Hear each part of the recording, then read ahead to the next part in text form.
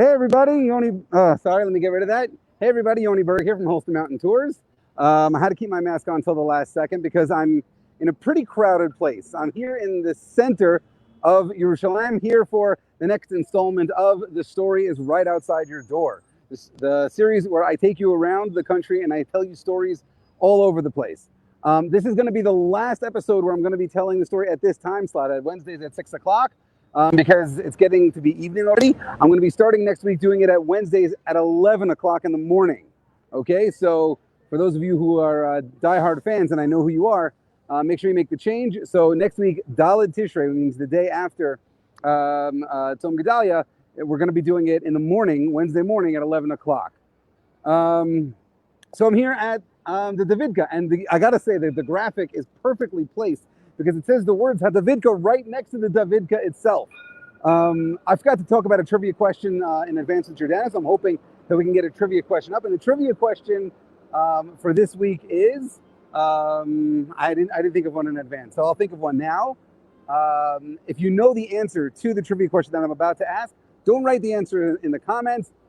Just give a thumbs up, and I will tell the answer at the end of the video. But I'll be able to see whether you're watching it live or if you're watching it later. I'll be able to see if you knew the answer by you giving a thumbs up or not.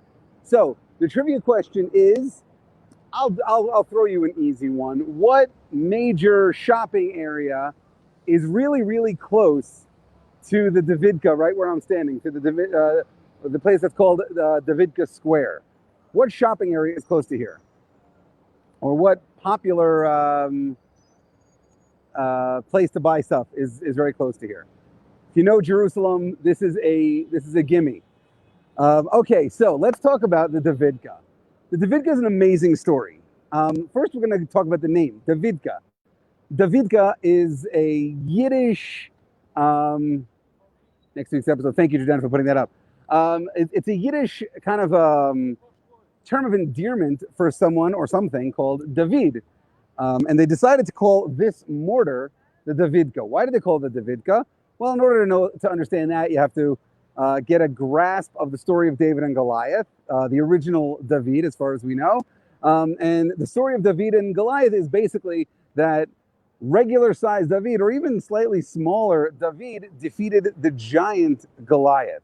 And that was the goal of this little mortar over here. This is actually one of the mortars that they made. They made 6 Davidkas. You can see it in the camera there.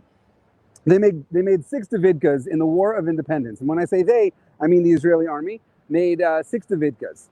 It's a mortar, but it's not your typical mortar. Most mortars is a large-mouthed tube, and you put the projectile rocket into the tube, and the rocket then uses the tube itself as a way of aligning it so that it can aim properly and it can hit the target better. This does not have a wide-mouthed tube. You can't really see it on this end, but if you go around to the other end of it, it's a small little opening. That's because the bomb itself actually didn't go into the tube here. It was just used as a holder. The bomb itself was massive. It was like, I think it was 88 pounds. It was a huge, massive explosive that was attached to a stick that went into this mortar, and then it was fired, kind of like a firecracker, like that has a stick, and then at the end of the stick there's a large explosive. So that's what this did, and by doing that, by having the bulk of the explosive outside of the launcher, it made this mortar wildly inaccurate. This was a very inaccurate mortar. It didn't shoot, it didn't hit where you wanted it to hit all the time. But it made a heck of a noise. This thing made a heck of a noise. Not only did it make a heck of a noise on its own, because it was a rather large explosive head, but very often the Israelis would add on, they would weld on little bits of metal onto the sides of it. Sometimes they would weld on bottles or something so that it would whistle as it went through the air. It would make a loud whistling noise. So when it was heading towards the enemy, it would make a loud noise even before the explosion itself. It would make a loud noise. Why go through all the trouble? Why make just a loud noise that doesn't do much damage and it's inaccurate anyway? What's the point of that? The point is, we didn't have a heck of a lot going for us in the War of Independence. We were a small, not yet a country, fighting against 5 already established Arab nations, as well as local Palestinian militia. We were outnumbered, to say the least. We were also outgunned, to say the least, because they had far more weapons than we did, and they had far better weapons than we did. They had connections that we didn't have. And so we had to use every weapon in our arsenal, both literally and figuratively. And the Davidka was both of those. It was a literal weapon, but it was also a figurative weapon in that it used psychological warfare. We wanted them to think that we were more powerful than we actually were. And so we had this mortar that would shoot off a loud whistling bomb that would explode somewhere in the area where we wanted it to, but not necessarily the exact spot. And it would make a ruckus, but not as much damage as you might think with that kind of explosion. We did this, A, because explosions are scary, but we also did it because we understood the mindset of the Arabs against whom we were fighting during the War of Independence. The reason that they were so wary of bombs in general, that we have to thank the British for it. It turns out that the British, in their colonial phase, I'm not talking about British people today, because I have a lot of British friends, and I'm sure there are plenty of British people who are watching, but in their colonialist phase, the British were awful. They were just really, really mean to the people they were subduing at the time. And during World War I, they wanted to subdue this whole area. And at the end of World War I, they got control of the whole area, and that's how the Palestinian Mandate was born. But during World War I, while they were fighting to gain control of this area, they were fighting against the Turks. And there are stories of the... I know the answer to the trivia question this time. I told you, this time, if you know Jerusalem, it's a gimme. It's an easy one. So where was I? Yes, the Turks. So when the British were fighting the Turks in World War I, the British won more often than they didn't. But even when the Turks were in retreat, the British would still fly overhead and drop bombs on the retreating forces, on the retreating Turkish forces. Now, the Turkish forces weren't only made up of Turks, it was also made up of local Arabs, local Palestinians, even Jordanians or other local Arabs from the area. So these people who survived the British onslaught during World War I had a really healthy fear of bombs, especially whistling bombs. It freaked them out because they remember the days when the British would just bomb them mercilessly from the air. We used that fear to our advantage, and we made a mortar that didn't actually do that much damage, but it sounded like it did. And when they heard that whistle coming, followed by the giant explosion that it made, it freaked them out, and they ran away. Very much like the Philistines ran away when David killed Goliath, hence the name Davidka, the little David. It was able to defeat a much larger enemy with much smaller and less effective weaponry. So, like I said, there were 6 of them made. Another level of psychological warfare that we used with the Davidka, like I said, there were 6 of them made, but we moved them. You can see they're relatively small. You can get a couple of guys, 2-3 guys can lift this up and move it. We moved them from battle to battle and from warfront to warfront, and we did it constantly throughout the War of Independence. The Arabs thought we had dozens, maybe even hundreds of them, because every time we met them in battle, we brought out the Davidka. And they're like, oh my God, they brought out that giant gun again. And it freaked them out, and they ran away, which is exactly the desired result.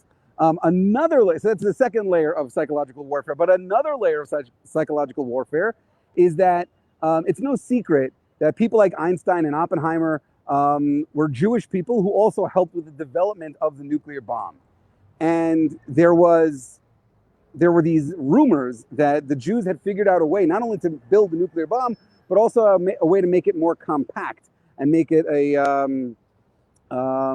fit for use in regular battle, not just dropping from airplanes, but we were able to use it in regular battle. And they thought that this was a nuclear launcher, a small, tiny little atomic bomb launcher.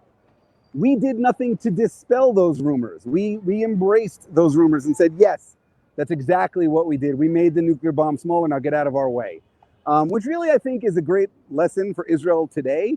There's been plenty of times when our enemies have made up stories about us that are completely outlandish, Like there was a swimmer one time in Egypt that was attacked by a shark, and there was an official press release, I think it was Hamas, might have been Egypt themselves, I'm not sure, that said that Israel was training sharks to attack swimmers.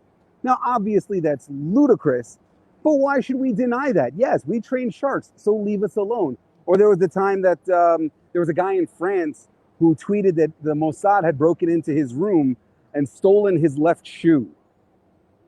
Yes, okay, let's admit to that. Obviously, it's ridiculous, and there's no reason why we would steal someone's left shoe. But yes, let's say that we did that. We broke into your apartment and we stole your left shoe. No, you know what? We didn't steal your left shoe.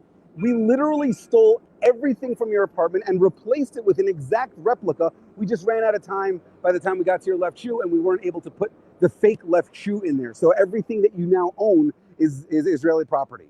Like, we can use these stories and build on them to make our enemies more afraid of us, rather than, making a press release, wasting everyone's time saying, no, we didn't steal your left shoe. Like, it's dumb, but whatever.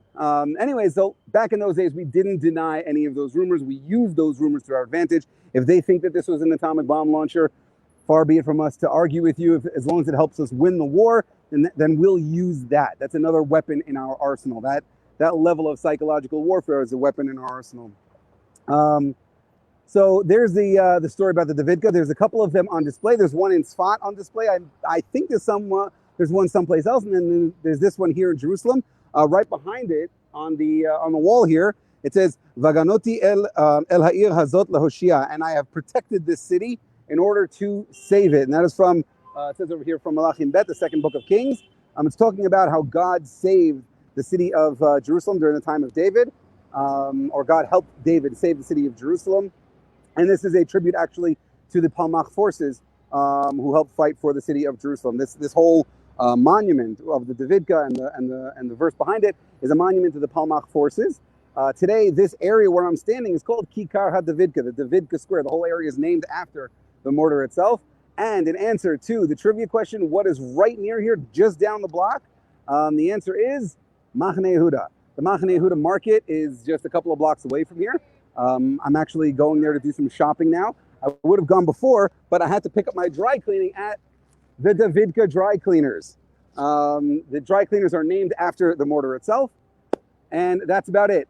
There's a group here that wants to talk about this monument, so I'm going to wrap up. Thank you so much for watching this episode of The Stories Right Outside Your Door. I will see you guys next week, Wednesday, 11 o'clock in the morning. Until then, have a wonderful, wonderful Chag, everybody.